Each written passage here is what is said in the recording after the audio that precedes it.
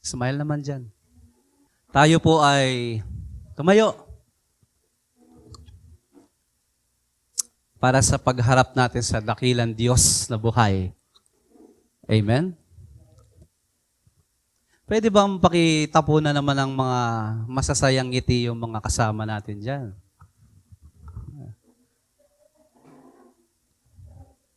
Ano mang kulay ang meron tayo, ano mang height, ano man ang size ng ilong natin,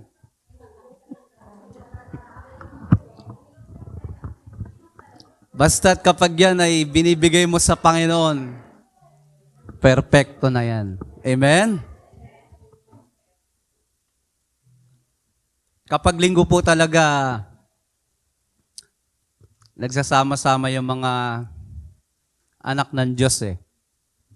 At saka, sino dito sa umaga yung pagkaalis pa lang eh, parang excited nang gawin yung gusto niyang gawin?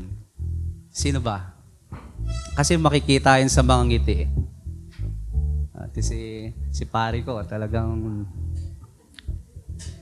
new image. Amen. So, ganun po talaga. Dapat nire-recharge natin ating faith.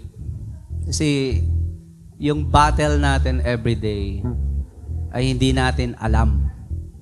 Lalo na buong week.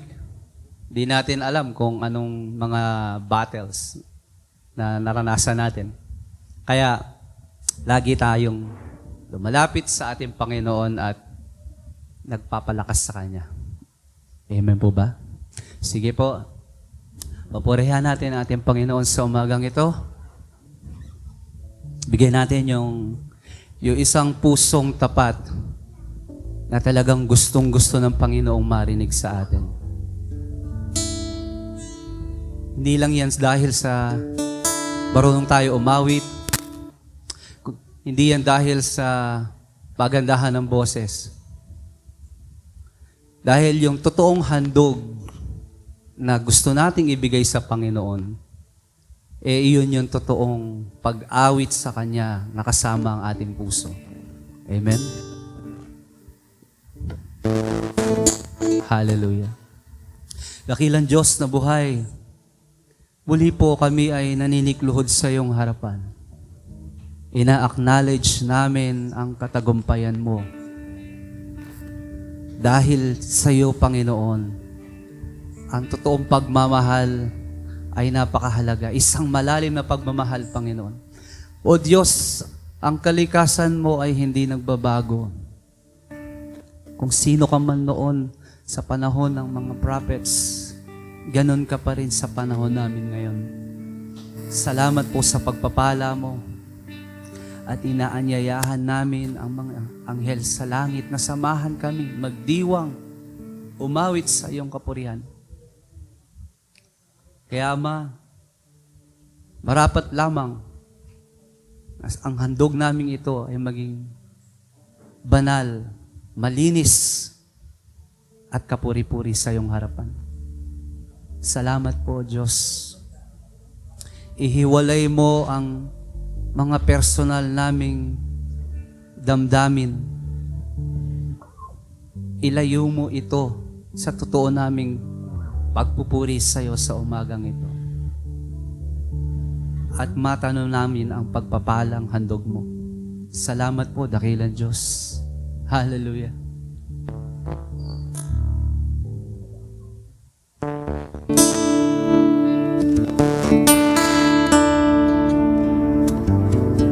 Yes.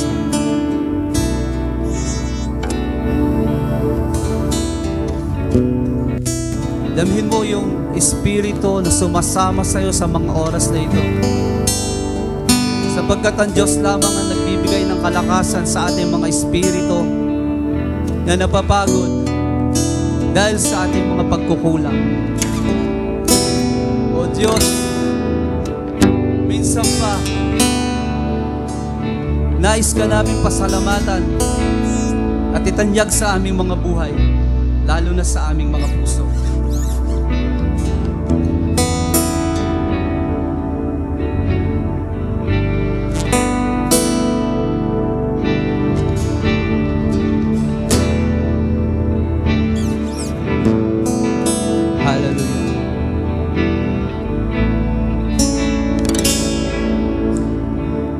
ikaw, ako, bahala tayo, kaya tayo'y naririto.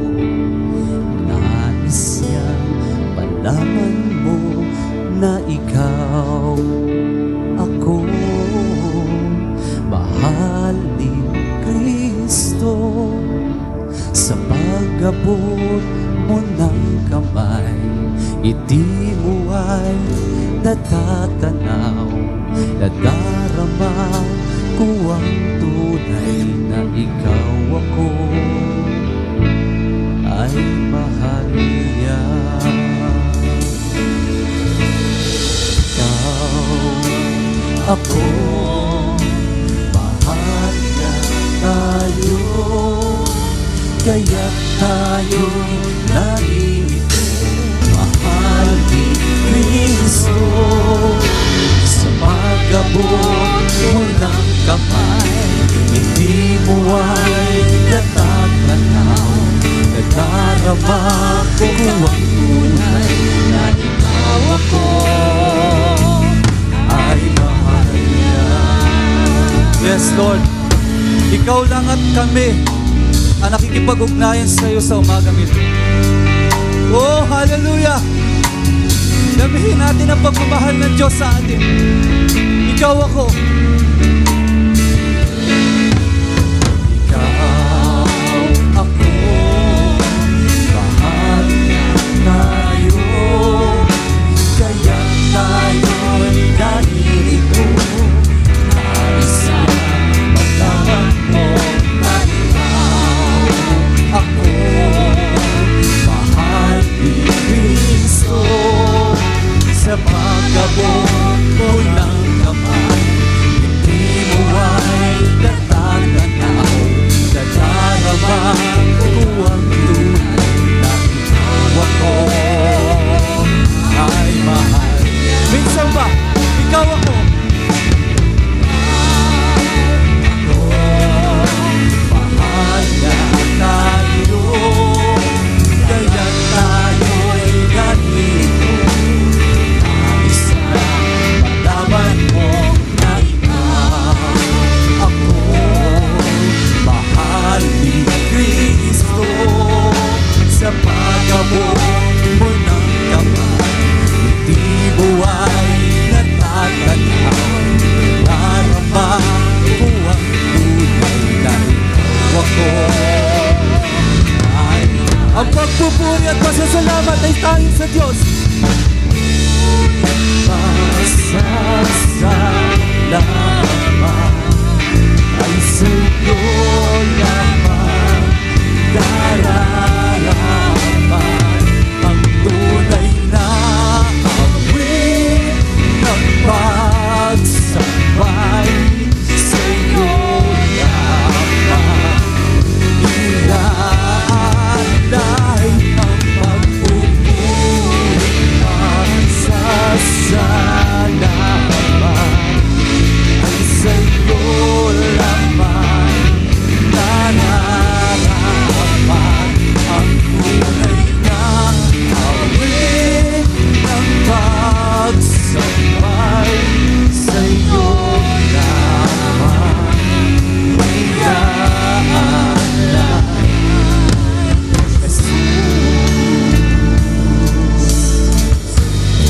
O Diyos, napakabuti mo, Panginoon. Sa kalagitnaan ito, ina-acknowledge namin ang katagumpayan mo. Kay buti mo, Panginoon, dakila ka sa buhay ko. Sa labis ng pag-ibig mo ay naligtas ako. Hindi ka karapat-dapat ang iyong natawan. Oh, binigyan mo ba ng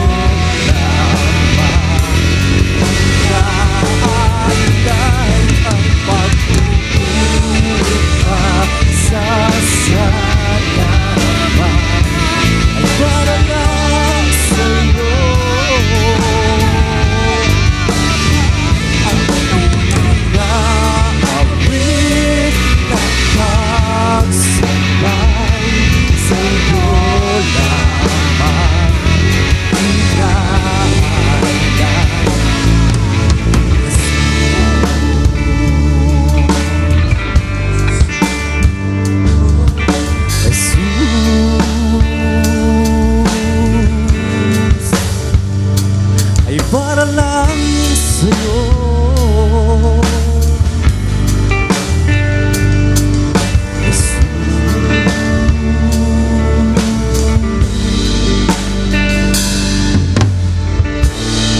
Pupurihin ka, O Diyos.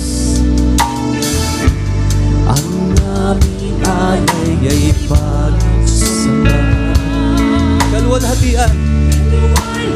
Yes, Lord. Buong karangalan, kapangyarihan mo'y walang katulad. Purihin ka, O Diyos.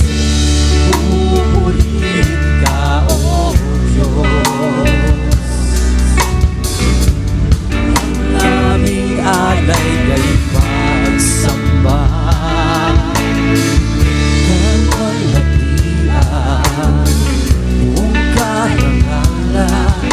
Kapangyarihan mo walang katulad.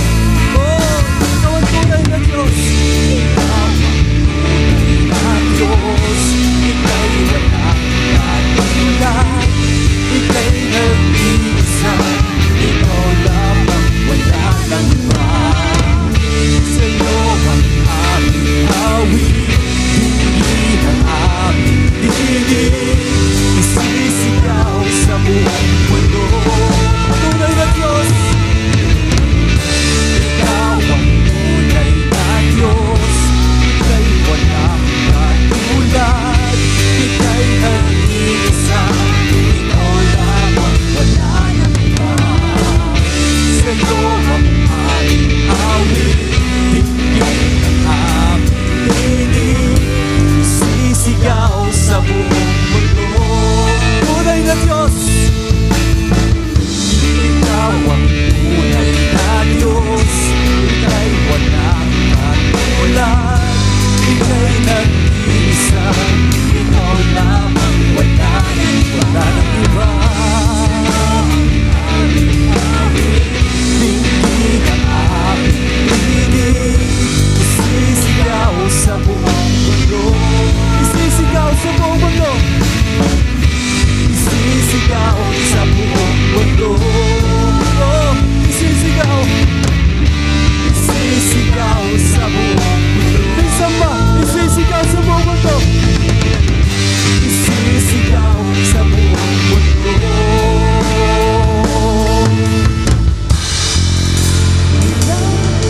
Kadakilaan.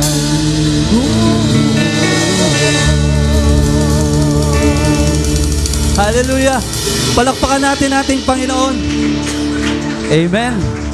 Amen. Isa nga po muling ngiti. Sige po. Ingiti lang natin para sa ating Panginoon. Pwede rin natin iiyak. Pero mas magandang umiti tayo. Amen? Sige po, ituloy natin ang pagpupuri sa dakilang Diyos na buhay palagi sa ating mga puso. Hallelujah! Ikaw lamang ang pupurihin ko. Ikaw lamang ang sasambahin ko. Panginoong Jesus, ikaw ang buhay ko. Pag-ibig mo'y tunay at totoo sa aking buhay. Ikaw ang number one sa aming puso. You're the only one. Problema man dumating, nagtitiwala sa'yo. Problema may dumating. Problema may dumating, nagtitiwala sa'yo. Problema may dumating. Problema may dumating, nagtitiwala sa'yo. Mga salita mo ay di nagbabago. Hey! Hallelujah! Dakilang Diyos, ikaw lamang. Yes, Lord.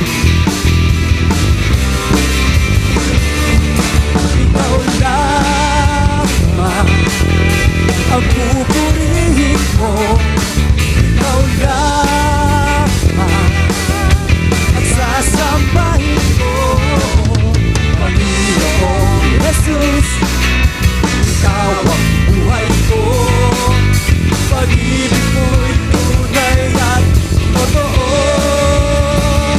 sa aming buhay.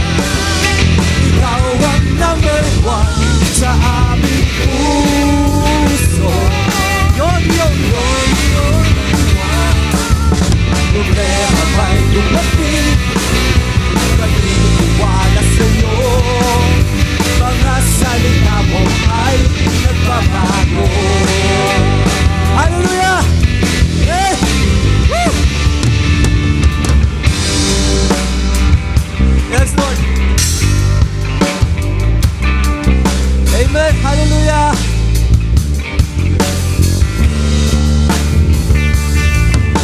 Ako ay tulad mo.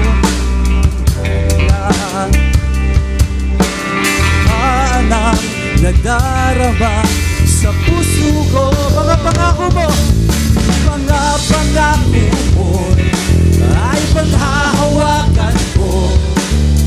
Walang ibang Diyos na tulad mo. Ikaw lamang ang pupurihin ko. Ikaw lamang ang sasambahin ko. Panginoong Jesus, ikaw ang buhay ko. Pag-ibig mo'y tunay at totoo sa aming buhay. Ikaw ang number one sa aming puso. You're the only one. You're the only one. Problema ba'y dumating? Magtitiwala sa'yo. Mga salita mo ay di nagbabago. Oh! Hallelujah! Kami tinulad mo sa isang agila. Hallelujah! Yes, Lord. Ako ay tinulad mo sa agila.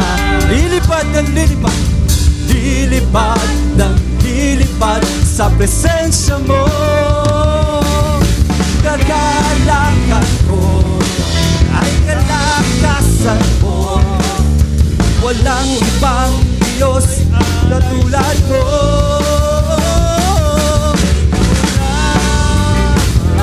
Come on!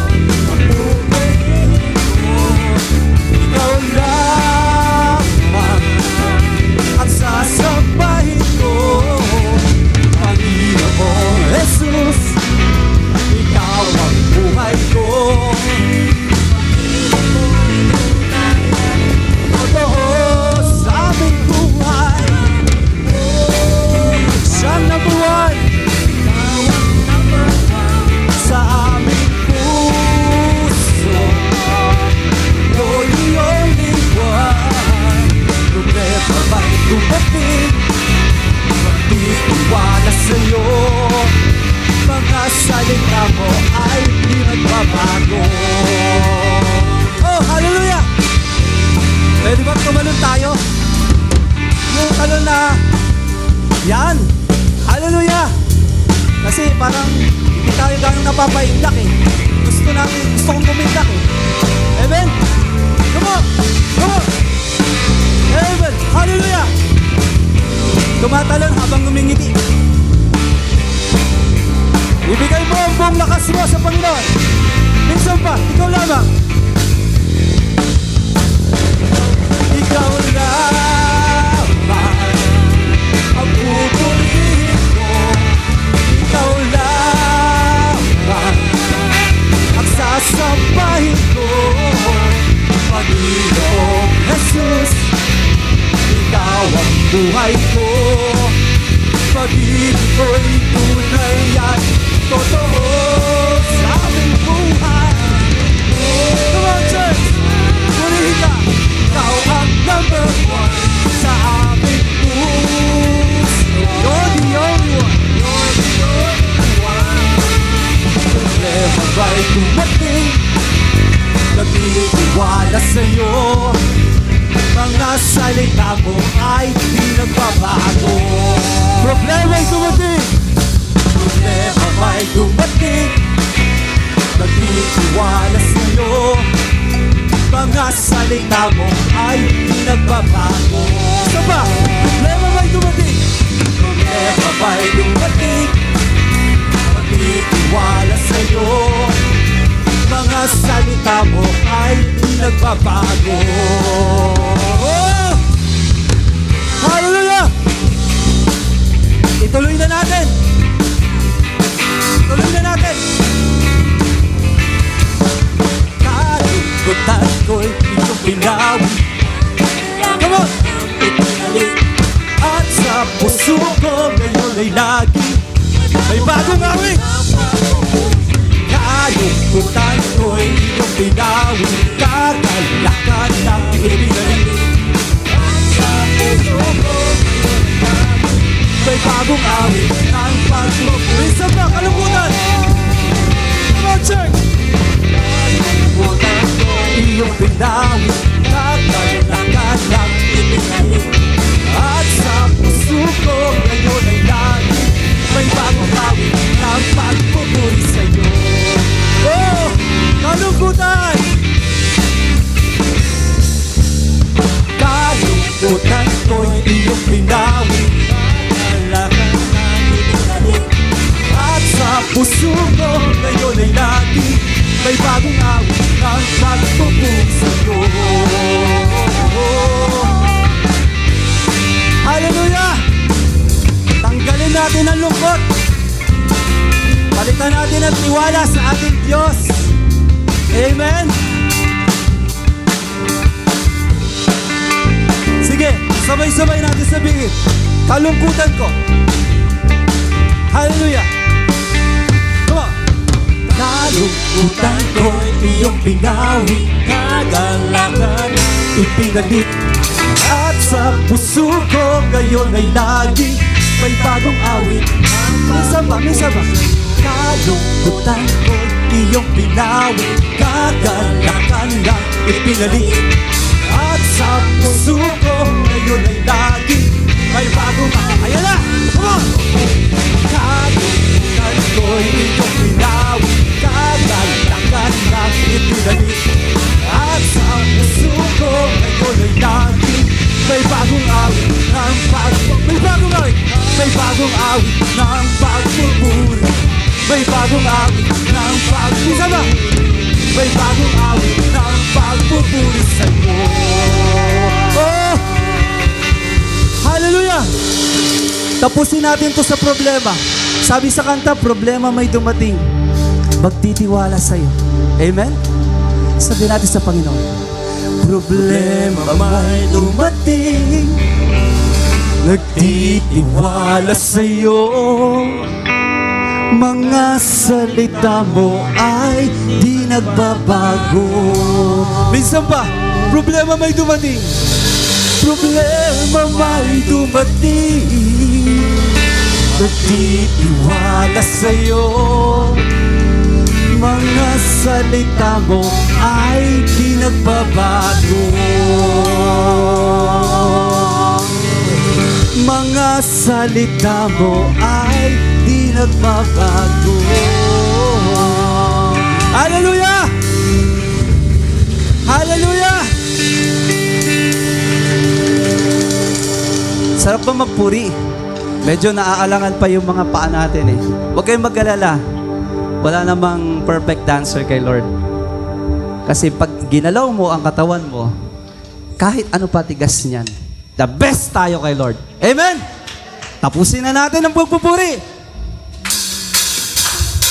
Oh! Come on!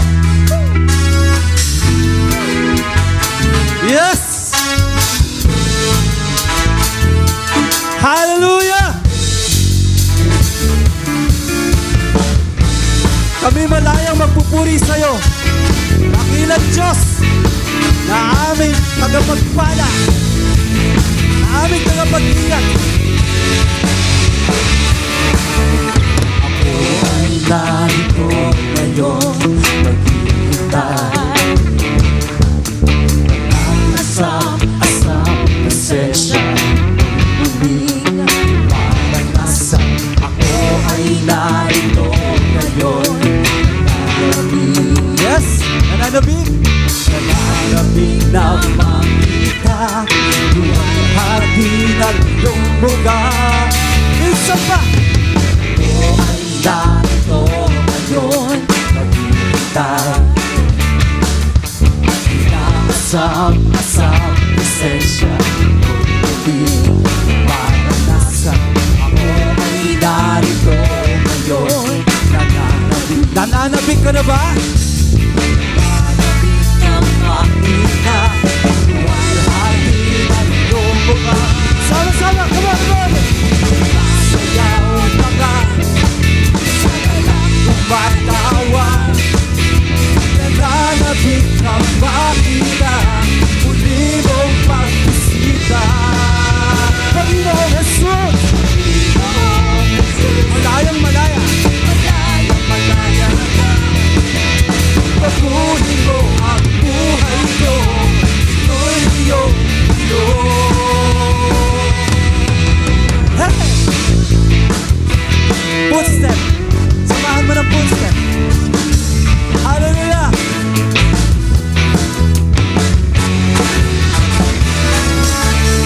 Ako ay narito ngayon, naghihintay na asam-asam presensya mo'y muling maranasan. Ako ay narito ngayon, nananabig. Nananabig na makita yung hati ng iyong mukha. Saba! Ako ay narito ngayon, naghihintay ang Panginoon palagi sa'yo. Asam-asam presensya muling maranasan.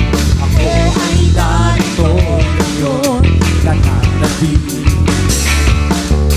Nananabig na makita yung hati ng iyong mukha. Sumasayaw! Sumasayaw na nga, sana lang kumakawa. Nananabig na makita muli mong pagbisita. Panginoong Jesus! Panginoong Jesus! Malayang malaya na kami sa'yo, Panginoon. Oh, hallelujah! Pagkuhin mo ang buhay ko, ito'y iyong sumasayaw! Come on! Sumasayaw na ka, sana lang tumatawa. Nananabig na makita muli mong pagbisita. Panginoong Jesus! Panginoong Jesus! Malayang malaya ka, pagkuhin mo ang buhay ko, ito'y iyong Hey! Woo! Yes, Lord! Yes, Lord! Ibuhos mo ang pagpapala mo sa mga anak mong tapat na narito. Hallelujah! Sumasayaw na nga, sa dalang tumatawa. Nananabig na makita muli mong pagbisita. Panginoong Jesus! Panginoong Jesus! Malayang malaya ka, pagkuhin mo ang buhay ko, ito'y iyong. Isa pa, yung walang sound, come on! Sumasayaw na nga, sana lang tumatawa. Nananabig na makita muli mong pagbisita. Panginoong Jesus, malayang malaya ka, pagkuhin mo ang buhay ko, ito'y iyong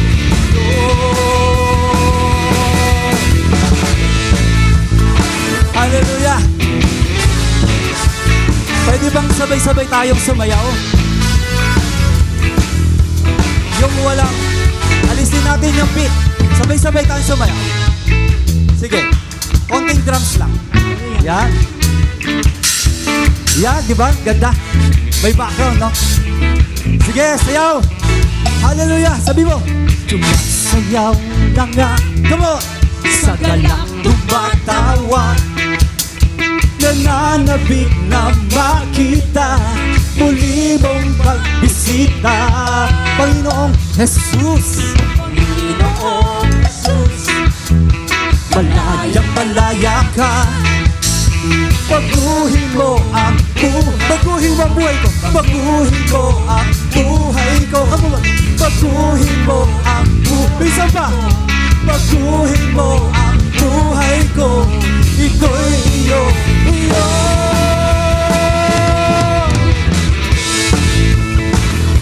Woo! Ang sarap magpapawis sa Panginoon. Salamat po, dakilang Diyos. Hallelujah! Hallelujah! Palakpakan natin ating Panginoon. Hallelujah! Ang lahat ng anak ng Diyos ay may tagumpay na nagpupuri sa pangalan ni Jesus. Amen! Amen! Hallelujah! Salamat po. Praise and worship team sa pangunguna po ng ating kapatid na si Brother Reggie Oteros. Tunay po na sa ating pagtitipon, no, ang Diyos ang talagang pinupuri natin at ang Diyos, ang banal na Espiritu ay nasa ating kalagitnaan. Amen po ba? At hindi tayo napapagod. Siya yung ating, sabi nga sa kanta, siya yung ating, sa buhay natin, siya yung the only one. At sa buhay sa puso natin, siya yung number one. Yan. Amen po ba? Amen. So, medyo hinihingal-hingal pa. Okay. So, tayo pong lahat ay tumayo at para po sa pagbibigay galang sa pagbasa ng salita ng ating Diyos. Ang ating pong text ay matatagpuan sa Pahayag chapter 12, verse 11. Pahayag 12:11. Ang sabi po rito, nagtagumpay ang mga ito laban sa dyablo sa pamamagitan ng dugo ng kordero at sa pamamagitan ng kanilang pagpapatotoo sa salita ng Diyos. At buong puso nilang inialay ang kanilang buhay hanggang sa kamatayan. Pagpalain po ang pagbasa ng kanyang salita, pwede na po tayong makaupo. Ngayon po ay handa na po natin ang ating puso't isipan sa pakikinig ng salita ng Diyos. Tinatawagan ko na po ang ating tagpagsalita, si Pastor Rafi Malang. Good morning. Pinawisan ba kayo? So, kumbaga sa pagkain, nakatikim tayo ngayon ng bulalo. Siguro i-request natin si Brother Reggie na dalas-dalasan yung pagpasyal dito.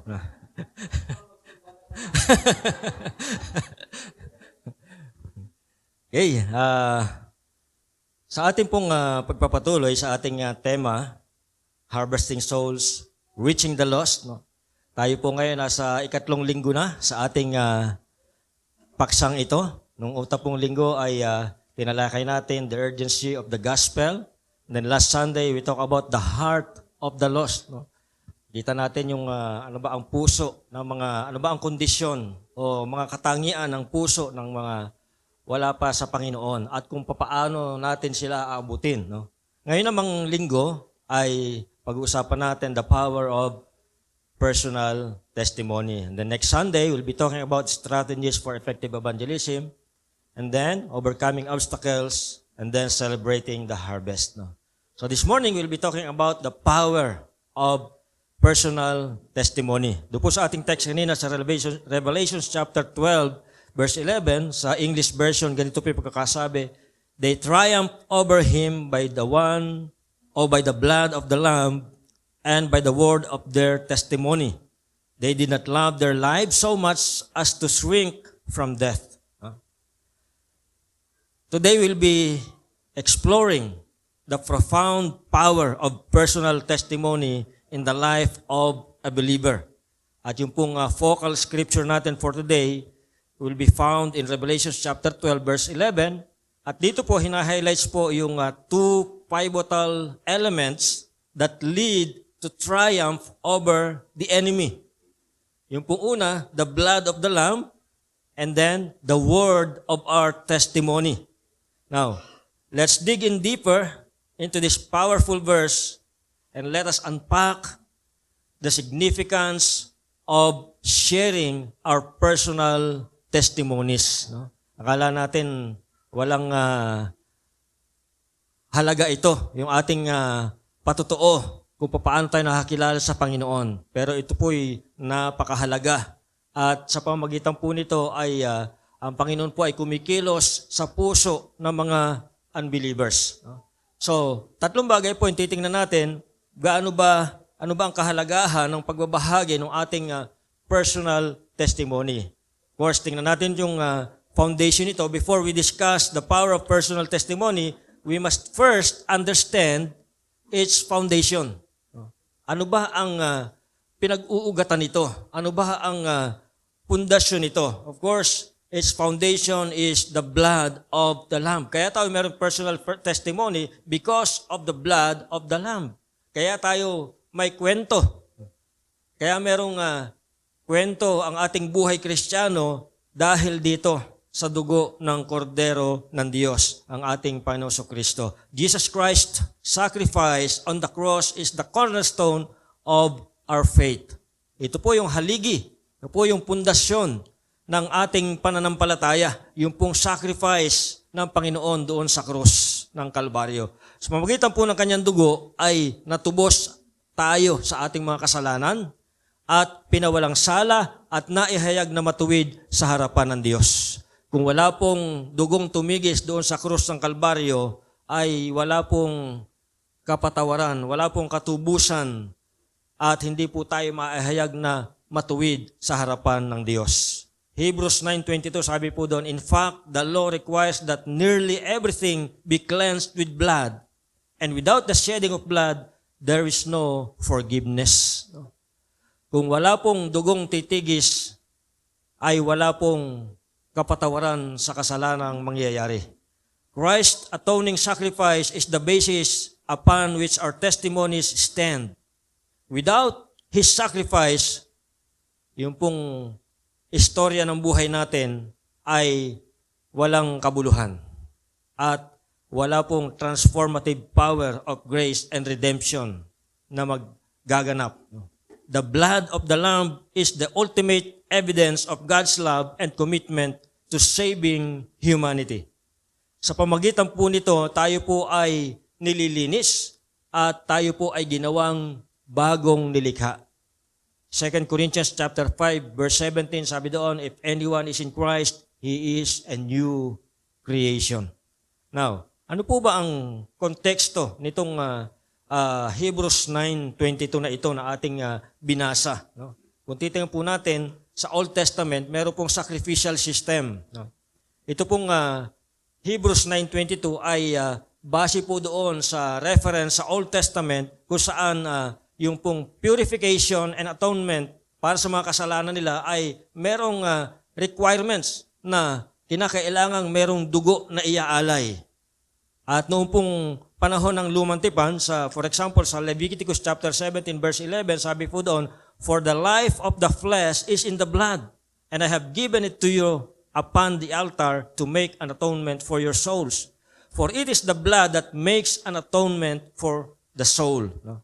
So, dito po sa Old Testament, noong pong panahon nila, marami pong mga sacrifices na kinakailangan nilang gawin para sa iba't ibang kasalanan o karumihan na kanilang ginagawa. At para po ito ay mangyari, para yung kanilang kasalanan ay magkaroon ng kapatawaran, kinakailangan po nilang mag-alay ng dugo ng hayop, kagaya po ng toro, kambing at tupa.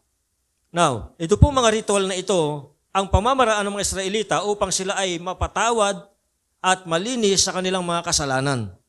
No? Now, ito pong konseptong ito sa ibang English translation, ginamit po yung salitang remission.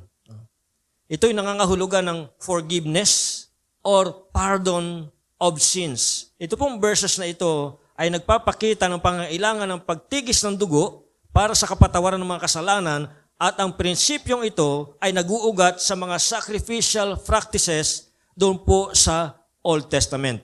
Now, pagdating sa New Testament, nagkaroon po ng transition. Ito pong sumulat ng Hebrews, pinapaliwanag niya kung paanong required ang dugo sa Old Testament. Ang pagtitigis ng dugo ni Jesus sa krus ng Kalbaryo ay napakahalaga at kinakailangan din sa bagong tipan. Yung po sacrifice niya doon sa cross ay pinipresent po dito as the ultimate and the final atonement for sins.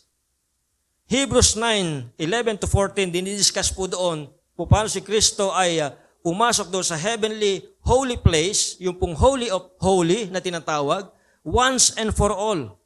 Not by the blood of goats and kung anumang animal yung inaalay nila noon, but by His own blood, obtaining eternal redemption. Yung pong kanyang, noong unang panahon sa Old Testament, yung pong high priest, taon-taon pumapasok po doon sa Holy of Holies para mag-alay ng dugo ng hayop para sa kanilang, sa kasalanan ng sambayanan. Pero pagdating sa bagong tipan, si Jesus, yung kanyang ultimate sacrifice, pumasok siya doon sa Holy of Holies once and for all at inalay yung kanyang sariling dugo. Hindi po dugo ng hayop ang kanyang inalay, kundi yung sarili niyang dugo para once and for all, ang kasalanan ng mga tao ay magkaroon ng kapatawaran. Now, dito po, yung pagtigis ng dugo ni Kristo ay makikita natin as superior to animal sacrifices because it was a perfect and willing sacrifice by the sinless Son of God, providing eternal redemption and access to God.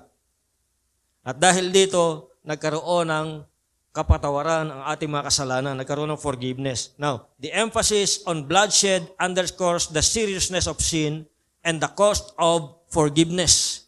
Yes, salvation is free gift from God. Libre po ito na ibinibigay ng Diyos, pero napakamahal po ang kanyang ipinambaya dito. Napakamahal po yung pinangtubos niya sa atin, no?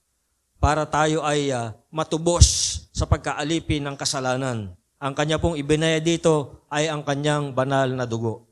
It highlights the gravity of sin and the profound nature of Christ's sacrificial love. Hebrews 9:22 captures a fundamental theological principle that bridges the Old and the New Testaments. It affirms that purification and forgiveness of sins require a sacrifice. So para ma-purify tayo, para mapatawad yung ating mga kasalanan, kinakailangan ng sakripisyo. Now, specifically, yung pagtigis ng dugo, pag-aalay ng dugo. No? Ito pong, dito po sa New Testament context, ito pong principle na ito ay finulfill. It was fulfilled and perfected through the sacrificial death of Jesus Christ on the cross, whose blood provides complete and eternal atonement for sins.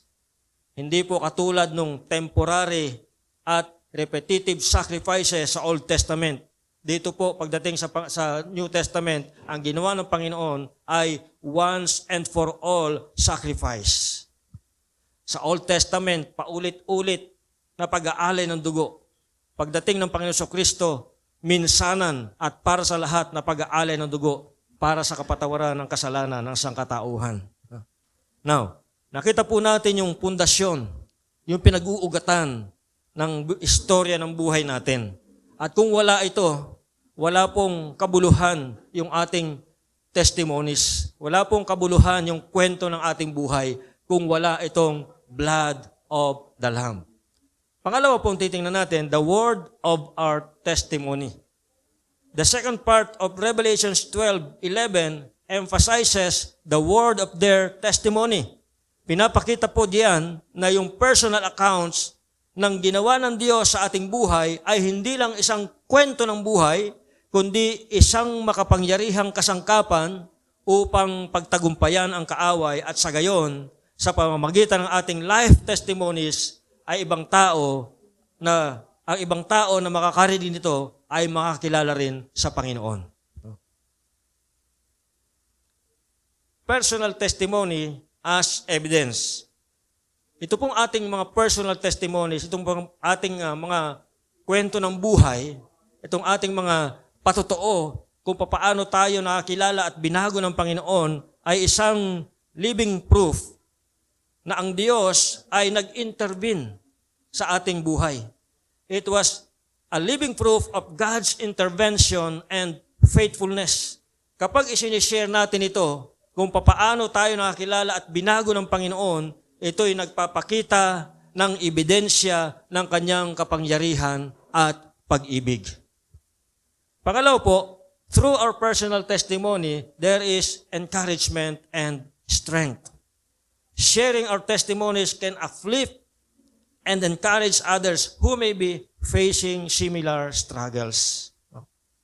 Nagpapakita po ito na ang Diyos ay kumikilos sa buhay ng tao, particularly sa buhay ng mga Kristiyano. At ang nakakapakinig nito ay makatitiyak na ang Diyos ay maaari ring kumilos sa kanyang buhay. I remember, during our classroom evangelism days, nung pong college pa ako, at first, nung pong first time ko, I was assigned to share my life testimony. So nung first time ko po, talagang nanginginig ako habang nakatayo sa harapan. Namumutla ako. Nung first time kong tumayo sa harapan. So, dahil yung audience ay mga kapwa ko estudyante, kami kasi nasa classroom kami, classroom evangelism, yung mga audience po namin ay mga kapwa ko estudyante, hindi naman dramatic yung aking life testimony, pero most of them ay nakaka-identify sa mga bagay na sinishare ko sa kanila, sa mga bagay na kinukwento ko sa kanila. Nakaka-identify sila. Dahil nga mga estudyante rin sila. Dahil dito, ang Diyos ay nagsisimulang kumilos sa kanilang mga puso. Pagdating doon sa gospel presentation, open na yung kanilang mga puso at handa na silang tumanggap sa Panginoon. Kaya napaka-importante po yung ating life testimony. Akala natin ganun-ganun lang. Yung pong ating testimony ay maaari ng magamiting gospel presentation. Sa pamagitan po nito, maaari po natin itong i-share sa iba at sa pamagitan nito ay mabuksan ang kanilang puso at sila rin ay makakilala sa Panginoon. Dahil po dito, ang karamihan po doon sa mga estudyante na sinishare namin ay nagre-respond positively during the gospel presentation. So, because of this, patuloy na lumalago yung ministry. Patuloy na lumaki yung ministry namin doon sa campus, dahil doon sa ginagawa namin classroom evangelism. Now, in Acts chapter 4, verse 20, sabi doon, "As for us, we cannot help speaking about what we have seen and heard." Ito po si Peter at si John, they are exemplifying the boldness in sharing their experiences with Jesus. Hina-highlight po dito yung kanilang personal testimony as a natural response to witnessing God's work. Hindi nila mapigilan yung kanilang sarili. Itong si Peter at itong si John, ito po mga disciples, hindi po nila mapigilan yung kanilang sarili na at wala rin makakapigil sa kanila na magsalita dahil nakita nila first hand ang kapangyarihan na nakapagpapabago ng buhay ng Panginoong Hesus. So, ito po mga disciples dahil dito, wala po makapigil sa kanila and even sila mismo, hindi nila mapigil yung kanilang sarili na hindi magsalita, na hindi mag-share nung kanilang na witness at naranasan sa piling ng Panginoong Hesus. So, personal testimony ay patotoo po yan, ebidensya ng pagkilos ng Diyos sa ating buhay. Ito rin po ay nagsisilbing encouragement and strength sa mga nakakarinig. Point number 3, we'll be talking about the impact of personal testimony. Ano po ba ang maidudulot nito? Ano po ba yung mangyayari kapag binahagi natin yung ating personal testimony? Una, tingnan natin, yan, merong faith building na nangyayari. Hearing others' testimonies can build our faith. Kagaya na sinasabi sa Hebrews 11, doon po, it recounts the faith of those who go before us. Yung pong ating mga spiritual forebears, modern testimonies reminds us that God is still active today. Dahil sa mga patutuong ito ng mga Kristiyano, kung papaano sila binago ng Diyos, ito po ay nagpapakita na ang Diyos ay aktibo pa rin na kumikilos sa buhay ng mga tao sa ating kasalukuyang panahon. Sabi sa Romans 10:17, consequently, faith comes from hearing the message, and the message is heard through the word about Christ. No? So, nagkakaroon ng pananampalataya kapag nakarinig ng salita. At makakarinig lang ng salita ang mga tao kung merong magpapahayag. Yun po yung proseso, yun po yung sequence. Nabibuild yung faith once ang isang tao makarinig ng salita ng Diyos. Pero papaano makakarinig ang tao ng salita ng Diyos kung walang magpapahayag? That's why napaka-crucial po yung ating role as a Christians in our world today. Kung wala pong magpapahayag, walang maririnig ang mga tao. At kung walang maririnig ang mga tao, walang pananampalatayang mabibuild sa kanilang buhay. So it is faith building, it is also an evangelism. Our personal testimonies is a tool for evangelism. Naghahanap pa tayo minsan ng kung ano-anong training sa evangelism. I-share mo lang iyong personal testimony. Kwento mo lang sa kanya ano yung buhay mo bago mo nakilala ang Panginoon. Pangalawa, paano mo nakilala ang Panginoon? Oh? Pangatlo, anong buhay mo ngayon na ikaw ay nakakilala sa Panginoon? Napakasimple lang. Naghahanap pa tayo, nag-iisip pa tayo ng kung ano-anong training sa evangelism. Yun lang, personal testimony natin. Isang tool for evangelism. At sa pamagitan niyan, maaari ka nang maka-reach out sa iyong kaklase. Maaari kang maka-reach out sa iyong katrabaho. Maaari kang maka-reach out sa kamarites mo.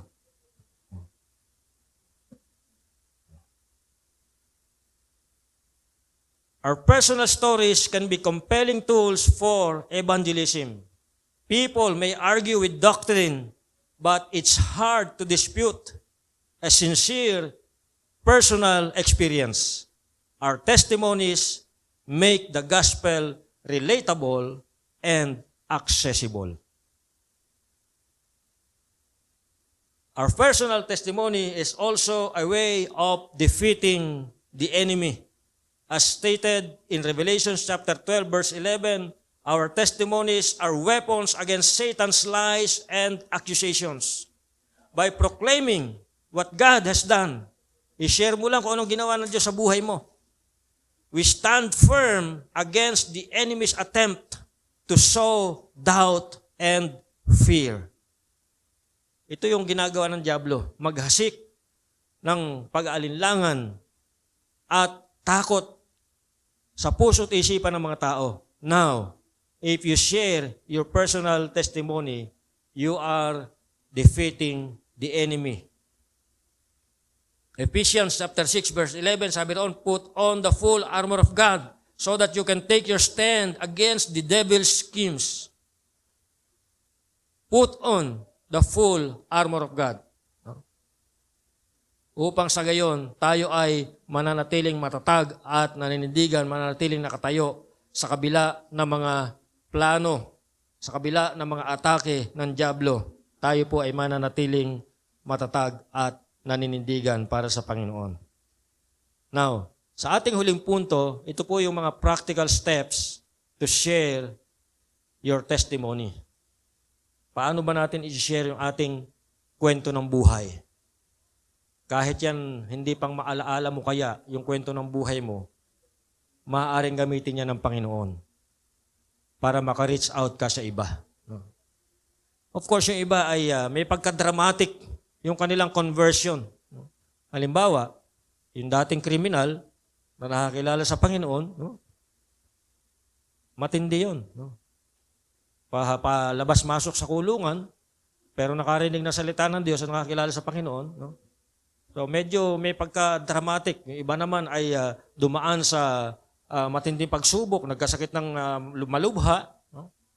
At dahil doon ay merong ginamit ang Panginoon na ipag-pray siya. At dahil doon, nakarinig siya ng salita ng Diyos at nakakilala sa Panginoon. No? Maaari yung sa atin ay hindi ganun ka-dramatic, simple lang na nakakilala sa Panginoon. Nakatambay ka lang dati, o nakatambay ka lang isang araw, merong lumapit siya, nag-share ng gospel. Parang ganun lang, no? Simpleng-simple lang. Pero, alam niyo po ba na kahit gaano kasimple yan, maaaring gamitin ng Panginoon para maka-reach out ka sa iba.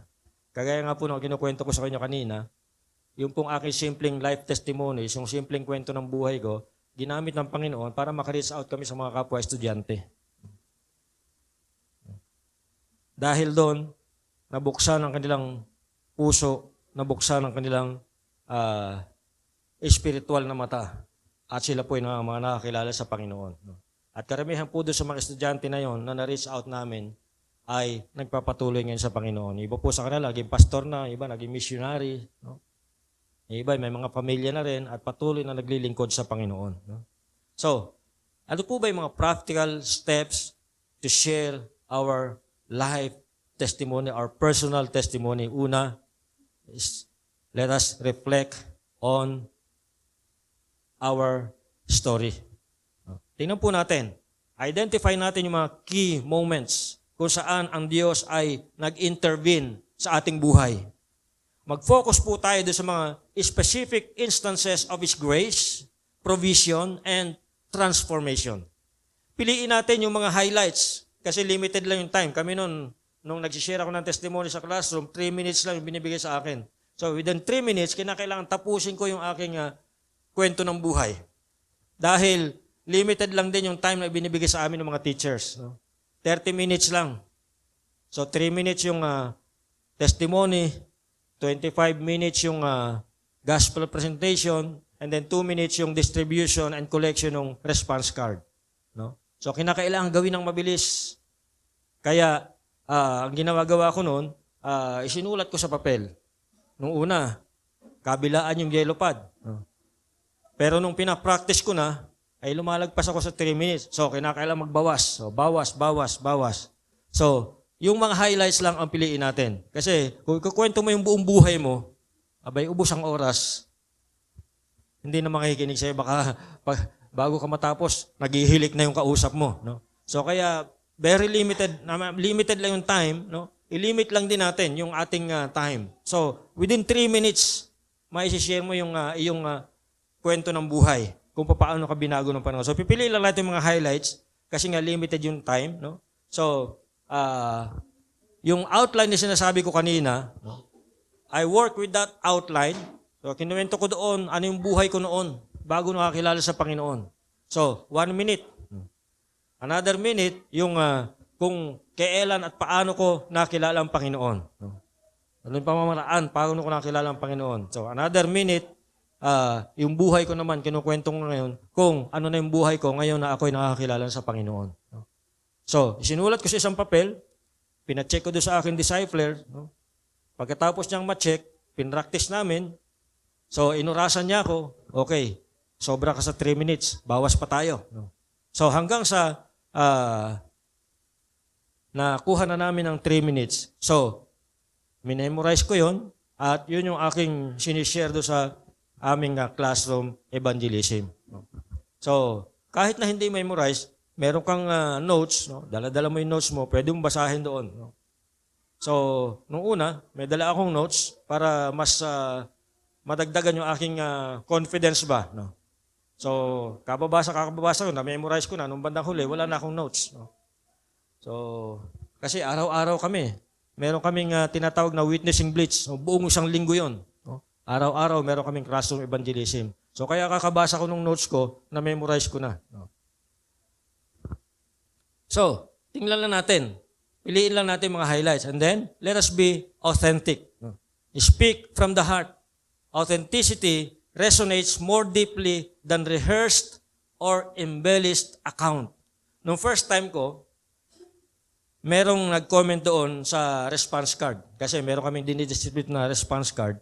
Merong nag-comment, bakit daw napakaseryoso nung sinasabi ko, nakangiti pa rin ako. Siyempre ba naman, sa sobrang nervous ko eh. Di ko alam kung anong gagawin ko, expression sa mukha ko.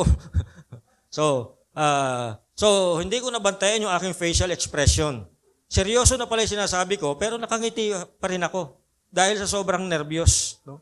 So minsan sa sobrang nervyos, hindi mo alam kung ano yung, kaya hindi ako nagdadala ng, pag pumunta ako sa harapan, hindi ako nagdadala ng mga bagay na pwede kong, halimbawa, yung ballpen, o kaya ay susi, no? Na pwedeng makadistract doon sa mga, kasi habang nasa harapan ka, hindi mo alam yung ginagawa mo, kung ano-ano palang ginagawa mo doon sa hawak mo. So, iwasan natin magdadala ng kung ano-ano doon sa habang, kasi baka mamaya, yun na pala yung kung anong ginagawa mo na doon. No? So, wala akong dala-dala. Ang ginawa ko noon, ganyan ko lang yung kamay ko para hindi maglikot. Kasi pag hindi ko ginanyan, baka ako sa magpupunta, baka may naungulangot na ako sa harapan, hindi ko namamalayan. So, kaya para walang gawin yung kamay ko, pinagganyan ko na lang habang ako'y nakatayo doon sa harapan. No? So, nung una, hindi ko nabantayan yung aking facial expression, kaya may nag-comment doon. Pero mga sumunod, alam ko na. No? So, kaya maganda yung merong may nagkikritik. No? Merong nag-feedback. No? So, simula noon, tinandaan ko yon, binantayan ko na yung aking facial expression. So, nakakatulong yung mga nagko-comment gaya noon kasi nalalaman mo kung saan na dapat mag-improve. So, let us be authentic sa ating pag-share kung ano yung talagang nangyari. Huwag natin kopyahin yung testimony ng iba. Baka mamaya sabihin mo rin, rapist ka dati, hindi naman pala. No? Para lang maging dramatic yung iyong kwento ng buhay, no? Narinig mo doon sa isang nag-testify, baka kopyahin ko nga, ang ganda nun no? So, maging totoo lang tayo. Kung ano lang yung totoong nangyari, yun lang ikwento natin. Huwag tayo manggaya sa ibang naririnig natin. Maging original tayo. Authentic. No? And then, connect to Scripture. Ground your testimony in biblical truths. No? This not only reinforces your story, but also points listeners to God's Word. Doon sa point na ano na ang buhay mo, ngayong nakilala mo na ang Panginoon, you can share a verse na nag-strike sa'yo. Or yung tinatawag ng iba na life verse. Sa akin, yung life verse ko, yung Galatians 2:20. Sabi doon, I have been crucified with Christ, and I no longer live, but Christ lives in me. The life I now live in the body, I live by faith in the Son of God who loved me and gave Himself for me. So part ng aking personal testimony, itong verse na ito, Galatians 2:20. So ito yung kino-quote ko before the end of my testimony. Dahil ito na ngayon yung buhay ko. Hindi na ako nabubuhay sa aking buhay, kundi ang Panginoon Jesucristo ang namumuhay sa pamamagitan ng buhay ko. And now, sabi doon, the life I now live in the body, I live by faith in the Son of God who loved me and gave Himself for me. In Psalm 107:2, sabi doon, let the redeemed of the Lord tell their story. Sabi sa ibang version, may kanta pa nga ito, let the redeemed of the Lord say so. Kung binago ng Diyos ang buhay mo, ikwento mo yan. Huwag mong saririnin yung kwento ng buhay mo. Let the redeemed of the Lord tell their story. Those He redeemed from the hand of the foe. No? Kung ano'y ginawa natin sa buhay natin, huwag natin sarilinin, ikwento natin. Alam mo, para kang nakadiscover ng gamot sa malubhang karamdaman. Pag nakadiscover ka ng gamot sa cancer, sasarilinin mo ba yan? Sa dami ng may cancer sa mundong ito, sasarilinin mo ba yan? Pag nakadiscover ka ng gamot sa cancer. Di ba? I-share mo yan para marami rin ang gumaling. In the same way, nakadiscover tayo ng gamot. Gamot laban sa kamatayang spiritual. Huwag natin sarilinin, ibahagi natin. Let us also invite others. Encourage others to share testimonies as well. Create a culture of openness and sharing within our community. So, ito po yung mga practical steps and yung outline kung paano kagagawa ng testimony. Yung po sinasabi ko kanina, una, ano ba yung buhay mo? So, kwento mo lang nun. Kwento mo lang, ano ba yung buhay mo bago mo nakilala ang Panginoon. Pangalawa, paano mo nakilala ang Panginoon? Pwede mo ikwento roon, isang araw, nakatambay ako, merong lumapit sa akin, o kung paano ka nakakilala sa Panginoon, yung pamamaraan na ginamit ng Panginoon para makakilala ka at tanggapin mo siya bilang iyong Panginoon tagapagligtas.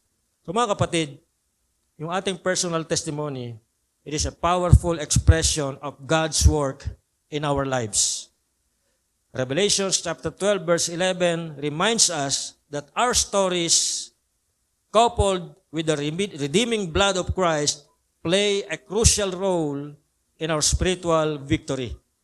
So let us be bold in sharing our testimonies, knowing that through them, we can encourage others, we can build faith, and overcome the enemy.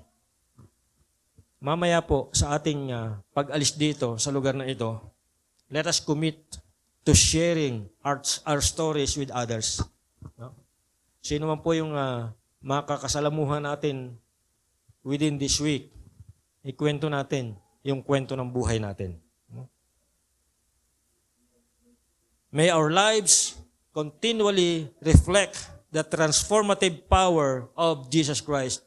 And may our testimonies glorify God and draw others closer to Him. Tayo po ay manalangin. Heavenly Father, we thank you for the blood of the Lamb that redeems us and the power of our testimonies. Help us to be bold and authentic in sharing our stories, that through them, others may see your greatness and be drawn to you. Lord, empower us to overcome the enemy by the word of our testimony and to live lives that glorify your name. We pray all these things in Jesus' name. Amen. Hallelujah. Magandang umaga sa ating lahat. At ngayon may testimony ako. Kasi sabi, kanina lang. Hindi, kasi nga, ito sa balikat ko ang sakit, magpa-check up nga sana ako. At saka nagpa-check up talaga ako sa center doon kasi ako dahil libre, pag may gamot, binibigyan ako. Ngayon, guess natin si Reggie kasi yung manugang ko at anak ko, drummer din silang tatlo, hindi ginamit ng Lord. Salamat talaga yung pagsayaw-sayaw ko ng ganun-ganun. Oo, totoo talaga. Hindi ko ito itaas, pastor, para lang walang lakas. Pag ako ng kardero o isa lang, 2 kamay kasi parang wala talagang lakas. Tapos nung nagsayaw-sayaw ako kanina, tudo-tudo talaga ang sayaw ko. Kasi parang nasa, ako, para nawala ang mga sakit-sakit ko. Ito hindi ko may taas. Praise God. Hallelujah. Salamat sa gis natin sa ating singer ngayon na manugang ko si Reggie. Thank you, Lord. Hallelujah. Kahit malayo sa kanila sa binangunan, ngunit nakarating din siya ng maaga pa at ang kanya namang si Michelle din ang kanyang backup. Salamat, Lord. At yun talaga ang naalaala kong i-share sapagkat ito talagang mga naramdaman ko ay nawala kanina. Hindi nga ako makaganyan-ganyan dahil ang sakit. Pero kanina, nawala talaga. Ito, ang sakit talaga. Sabi ni tatay, uminom daw ako ng gamot. Mayroon nga binigay sa center, uminom nga ako yung antibiotic. Once a day lang. Pero hindi pa rin nawala Kaya sabi ko, mabuti na lang at may sayaw-sayaw. Kailangan pala igalaw-galaw natin. Ay, hallelujah, Lord Jesus, hallelujah. Salamat talaga, Lord, na pinagaling mo ang aking balikat at pati sa baywang ko. At ngayon naman po ay dadako naman po tayo sa ating gawain talaga ng pagkaloob. Mayroon lamang akong babasahin. Sa lumang tipan din ito, Kawikaan. Hallelujah. Praise your name, Lord Jesus. Hallelujah. Si Yahweh ay handugan mo, bahagi ng kayamanan. Pinakainam na ani mo sa Kanya ay ibigay. Sa gayon, kamalig mo ay lagi ng aapaw, sisidlan ng inumin ay hindi matutuyuan. Praise God, hallelujah. Pwede na rin tayong magkaloob at pagkatapos manalangin din tayo. Jesus, hallelujah. One of the best ways that we can prove that we love the Lord is by giving. Amen. So we're going to sing a song about giving, and it's got some hand motions, and I want you to join with me, okay? Will you do that? Here we go. Watch me. Give, and it will come back to you. Good measure, pressed down, shaken together, and running over. Give, and it will come back to you. When you give to the Lord. Help me out now. Here we go. Give, and it will come back to you. Good measure, pressed down, shaken together, and running over. Give, and it will come back to you. At tayo po ay manalangin sa umagang ito. Hallelujah. We praise your name, Lord Jesus. Hallelujah. Hallelujah, Lord. Hallelujah. Lord, salamat sa umagang ito, Panginoon. Salamat, Lord, sa patuloy mong pag-iingat sa aming mga buhay, lalo, Panginoon. Nagpatutuo talaga ako kanina, Panginoon, sa naramdaman ko, Panginoon, na masakit ang aking mga katawan. Pinagaling mo ako, Lord. Lord, thank you, Father God. Hallelujah.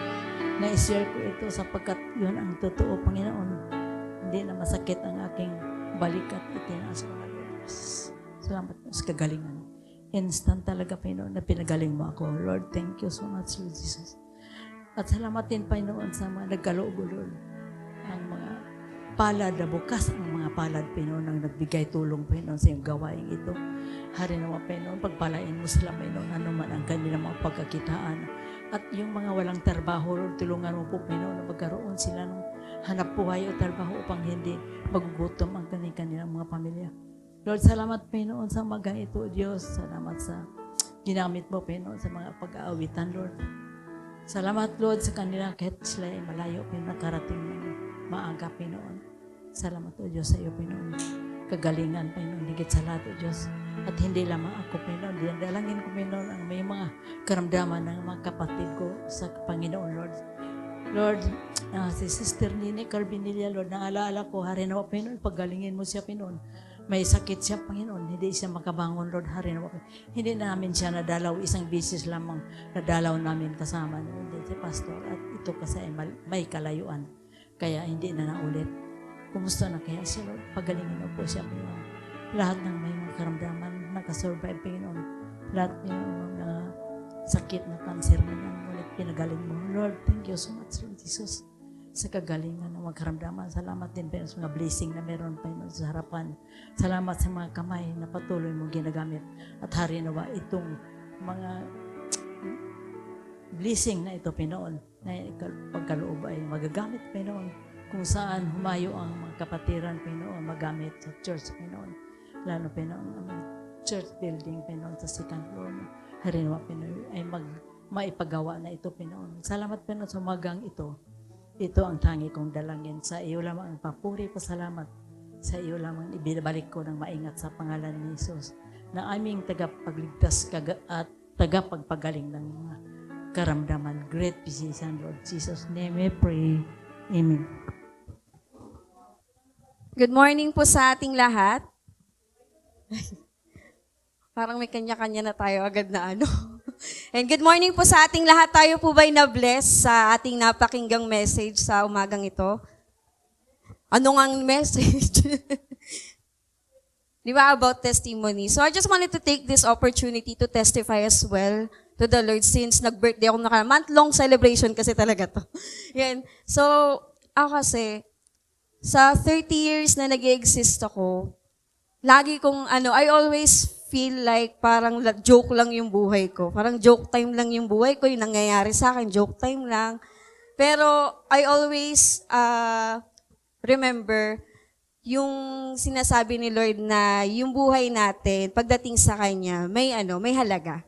May reason kung bakit nandirito tayo. May reason kung bakit pinagdadaanan natin yung mga pinagdadaanan natin ngayon. And lagi ko nga naalala yung sabi nga nila na yung mga bagong Christian kasi, may mga testimony sila na talagang life-changing yung mga, alam mo yung ganito yung naging buhay nila, tapos na nakilala nila si Lord, naging ganito sila. So, most Christians kasi, kapag pinagdadaanan na nila yung pinakamabigat na struggle sa buhay nila, madalas nawawala. Bigla silang nawawala. So, siguro yung reason doon is hindi nila naintindihan na yung struggles na binibigay ni Lord is to transform us. So, personally, lagi ko dati yung pinagpipray, kahit hanggang ngayon na, Lord, patuloy mong baguhin yung buhay ko. Tapos alam niyo yung lyrics ng kanta na Hosanna na break my heart for what breaks yours. Lagi kong pinaninindigan yun na, Lord, i-break mo ako kung dun mo ako mababago. Hanggang sa dumating yung certain point ng buhay ko na talagang brinake niya ako. Na inside out talagang brinake niya ako. Na to the point na sinabi ko kay Lord, Lord, ginawa mo namang literal yung kanta. Na parang talagang brinake mo ko kung paano ka brinake nung mga taong nag-betray sa'yo. Na parang pinaranas mo sa akin how painful betrayal is and how I'm gonna go through with that. Talagang sabi nga nila na when you go through fire, talagang magbe-burn ka talaga, mababago ka talaga. And I'm always thankful to the Lord kung ano yung naging outcome nung pinagdaanan ko. Kung ano man ako ngayon, kung gaano ka strong yung personality ko ngayon, I'm thankful to the Lord na ginabayan niya ako all throughout the process of burning. Na lahat tayong mga Kristiyano, dadaan talaga tayo sa fire. Na hindi pa natatapos yung transformation natin, na hindi natatapos sa baptism yung pagbabago natin. Lagi tayong i-challenge ni Lord. And thank God, kasi yung promise nga ni Lord, di ba, na sa lahat na nangyayari sa buhay natin, lagi lang siyang nandyan gagabayan tayo. Sana wag natin bitawan yung pangako ng Panginoon na gano'n na pag dumating tayo sa point na binigay ni Lord yung pinakamabigat na challenges sa buhay natin, sana wag tayong bumitaw. Yun lang. Yan, dadako na tayo sa announcement and acknowledgement. So for our leaders today, sa ating call to worship, pinangunahan po tayo ni Brother Reggie Oteros. And for our scripture reading, we have Helen Malang. And to our call to offering, we have Sister Lemmy Venus. And para po sa ating susunod sa scripture reading, we will have Myrene Venus. And for our call to offering, Monica Fernandez. And sa ating praise and worship team na napaka-mainit talaga, sa ating worship leader, pinangunahan tayo ni Brother Reggie Oteros at ang kanyang mga backup, Pastor Rafi and Michelle Oteros. And sa ating guitarist, we have Joseph Taton sa bassist, Jermaine Taton. Sa ating drummer, Pastor Vlad Venus. And sa ating devotion, kaninang umaga, pinangunahan tayo ni Vanessa Asas at nahiwalay siya. So sa keyboard, pinangunahan tayo ni LJ Malang. And sa ating mga church activities, please don't forget prayer meeting every Wednesday, 8 p.m. And Young Teen Small Group, Saturday, 5 p.m. And sa ating May celebrants, so sa May 28, we have Rowena Amador and Jen Rose Vasquez. Yes, happy birthday po sa inyo. And sa ating announcements, Youth and Young Pro Summer Outing May 31 sa Friday. Huling hirit sa tag-init. So sa mga gustong sumama, ito po yung pag-aambagan. Sa mga adult, we have 800 pesos. Pakibigay na lang daw kay Jenny Rose siya o kaya kay Monica. And for young teens, 200 pesos. Pakibigay na lang daw kay Jong. So again, 800 pesos sa adult na gustong sumama. Maki-coordinate na lang kay Monica or kay Jen. And for young teens na sasama, 200 pesos. Pakibigay na lang daw kay Jongjong. And yung venue is Liria 1 Vista Verde. Yon. So sa mga gustong sumama, lapit na lang kayo doon sa mga binanggit kong pangalan. And may iba pa bang announcement? Wala nang announcement. Ayan. Dito na po tayo nagtatapos. Maraming pong salamat. Amen. Okay, tayo po ay tumayo. Pagkatapos po ng ating prayer meeting, ay maggagather ulit tayo sa ating mga kani-kanyang small groups. No? Dito uli yung women, dito yung mga men at mga boys to men. Doon yung mga youth sa may pintuan para pauwi na kayo. Sige po, tayo manalangin. Hallelujah. Salamat po, Panginoon, sa umagang ito, sa araw na ito, Panginoon, na muli po nagkaroon po kami ng pagkakataon na makapag-spend ng time sa inyong presensya, Panginoon. Na-enjoy po namin at kami po ay talagang napagpala sa inyong ginawa sa aming mga buhay sa araw na ito, Panginoon. At nawa nga po sa lahat po ng aming pagpupuri, mga pag-aawitan, nawa ay nabigyan po namin kayo ng kaluguran. At amin pong dinadalangin na patuloy pong pagpalain at gabayan ang bawat isa. Panginoon, tinataas po namin sa inyo si Job sa kanya pong pag-alis bukas. Dalahin ko, Panginoon, na ingatan niyo po siya sa kanyang biyahe. At nawa, Panginoon, ay gamitin niyo rin po siya sa barkong sasakyan niya, Panginoon, na kung saan ay siya po ay magamit po ninyo bilang inyong instrumento doon, Panginoon.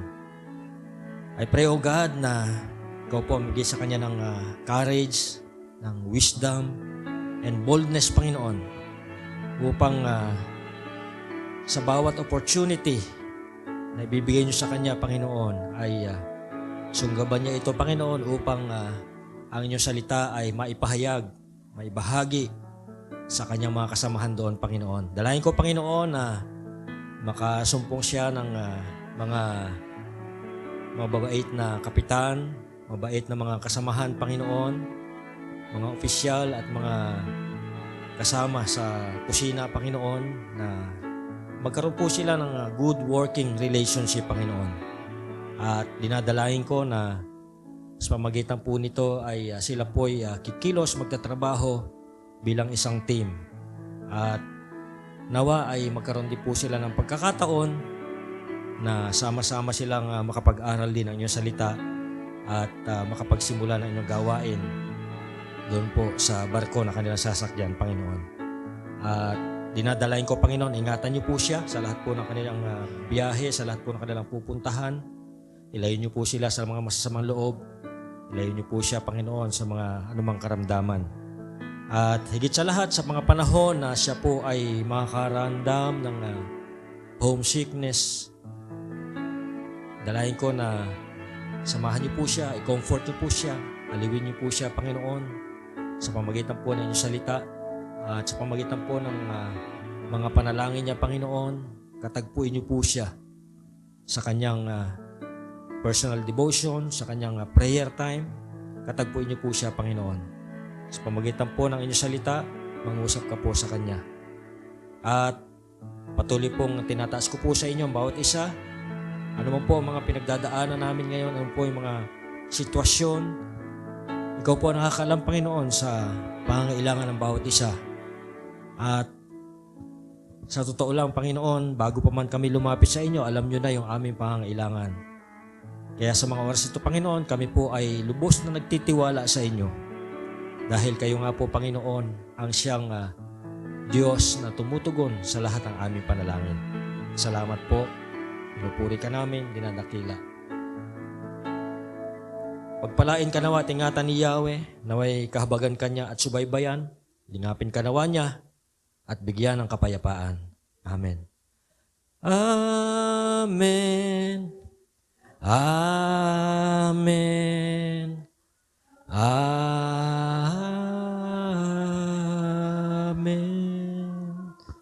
God bless you all.